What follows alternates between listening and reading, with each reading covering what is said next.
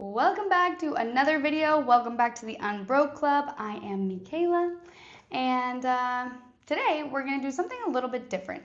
We are going to talk about, we're not doing our morning manifestation routine, that was already done.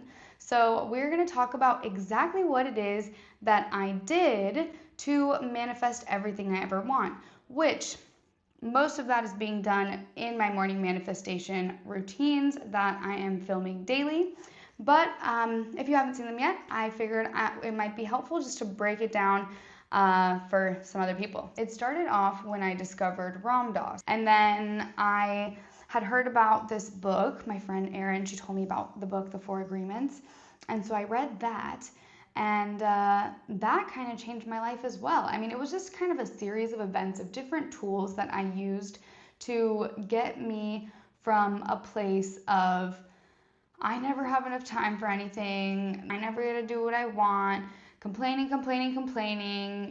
And you know what happens when you complain? Obviously, negative energy, low frequency, and that's what you're manifesting. I mean, the irony of not wanting something so bad is that you actually end up manifesting that because you don't want it so bad that it's what you're thinking about. Even if you're not consciously thinking it, you're subconsciously thinking it, and the universe matches your frequency and it's like, oh, okay, that's what you want. Boom, gotcha. And so, that's kind of a funny thing how that works. But once you start to understand that, it helps to be able to manifest what you do want. So, I mean, really the first thing, and I feel like that I personally was struggling with a lot, which I know a lot of people struggle with, was anxiety. And so I touched on this in one of my other videos, but getting over anxiety, getting over overthinking. So, and I know I'm kind of rambling, but there's a point to it. All of these things have compiled to provide me with the tools that I needed to be able to manifest the life that I wanted. And when I say the life that I wanted, I mean I literally got everything I wanted, like down to the smallest little thing. And then when I stopped doing it and I was just like, the universe will provide, it stopped because I stopped doing my part. So, we got to do our part too. But coming back to anxiety. So managing anxiety, because anxiety causes worries, causes negative thoughts, causes negative energy, and it's just a big spiral effect. One of the main things that helped me with anxiety, listening to Ram Dass was a big one, because he's kind of the guy that's like, be in the present moment, release your attachments, all of those cool things, which I'm super into. Not quite on his level of wisdom yet, but that was really helpful. And then I remember one day I was like sitting at the park and I was with my dog and I was just like stressed. And I was like, why am I stressed? I'm literally here at this beautiful park. It's sunset. There's a beautiful sunset, and I'm playing with my dog, who I love. Like, why am I stressed right now? Why do I feel like, ugh, like that? Your solar plexus is like all swirling with stress, And then I just like had a thought, and I was like, there's literally no need to be stressed. Like, what if I just focus on where I am, which is the whole source of like being here now. So like, how do you be here now? You come back to your senses, right? So I was at the park and I'm like, okay, let me just close my eyes. And I'm like, okay, what do I feel? And then I'm like, okay, I feel the wind, or I feel, whatever I felt on my skin, like the sense of touch. And then I was like, okay, what do I smell? I'm like, okay, I smell the grass, whatever it is that you're smelling. And I'm like, okay, what do I hear? And I listen and I mention all the things that I'm hearing. And then I'm like, okay. I open my eyes. I'm like, what do I see? And then I look around, and it was like as if I had actually begun to be there now, to like actually be in that moment. I opened my eyes and I felt like, I'm like, look how beautiful it is. Like, look at what a great day this is. Like, what am I so stressed about, So that was a really helpful step. And, the first step, manifesting, it's all vibrations. We are vibrational beings. Everything in the universe is vibrations. And so if your vibrational frequency is low, that doesn't help. Another thing, so first off, being in the present moment, step one. Step two, the practice of gratitude. And this is the biggest one, honestly. I mean, they're all huge, but it's a really big one. Because gratitude has a very, very high vibrational frequency. And it's the frequency that you need in order to be able to manifest what you desire.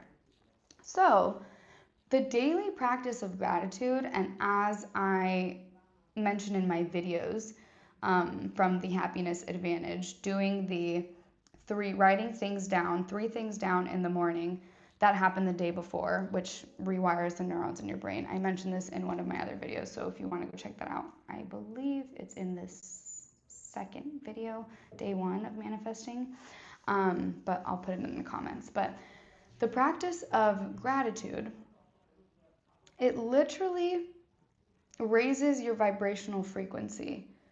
And so that's another thing that helps with anxiety. And it's what you need in order to be able to manifest. So the daily practice of gratitude, very important. That's a huge one. The third thing that helps with anxiety, raising your vibrational frequency, is daily meditation. And I have ADHD, so meditating is not so easy for me all the time. I do love yoga, and I have my yoga teacher certification, which is dope. I got to learn a lot of cool stuff in Bali. But it's not always easy. And what I started to do, because I would try and just sit there and I'm like, okay, nothing's happening yet. My thoughts are going, blah, blah, blah, all this stuff. And,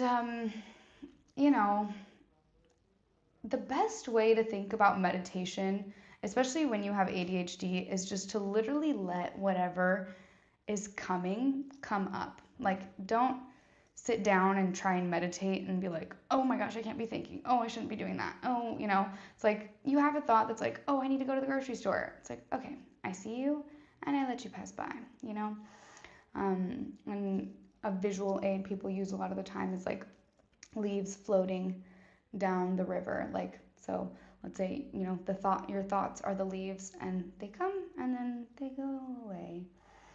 So that's a helpful tool. And another really helpful thing too that is that you don't need to meditate for 30 minutes. Meditation is a practice, and you can't go into it with an end goal in mind.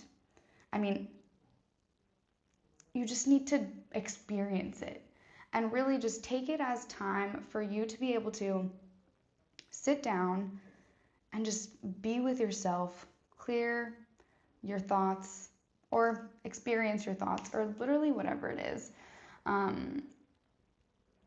So yeah, I'll go more in depth on meditation and meditation with ADHD because I do love it and it's a really good practice. The meditation is a huge one. And what I started to do, because there's obviously guided meditations and stuff that you can do.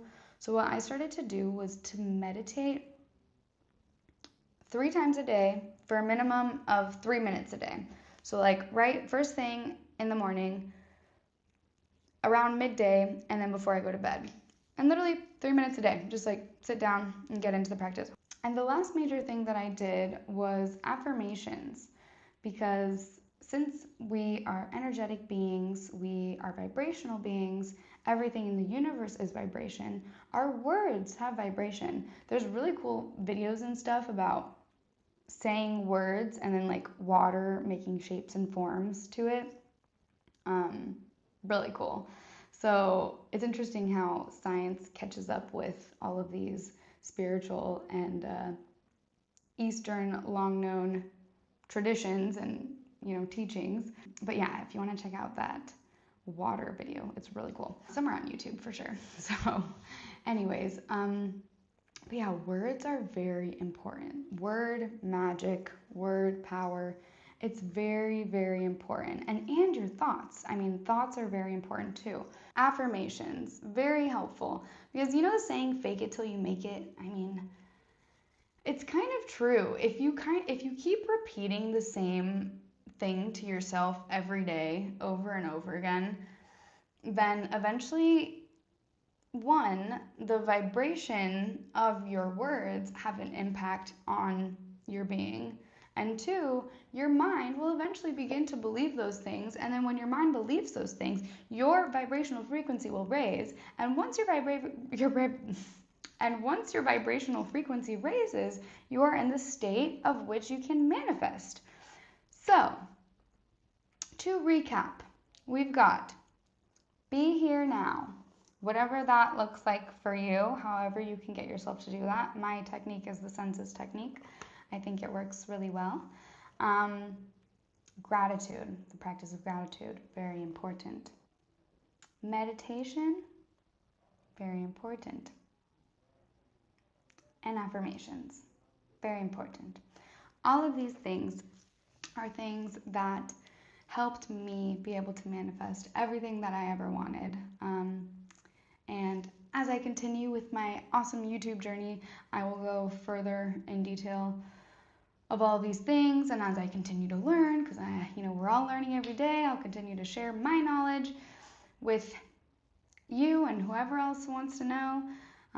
So yeah, but anyways, I just wanted to kind of recap those things. I think they're important and cool, and if you want to manifest, I promise you it will work, because ultimately manifesting is raising your vibration, and raising your vibration can be done through a variety of tools, and these, for an ADHD super busy girl, worked really well for me. So obviously they won't work for everyone, but I think they probably will work for most. So anyways, keep your eyes peeled for my future videos, my morning manifestation videos, and any other ones to come. Like, subscribe, comment, share, all that good stuff.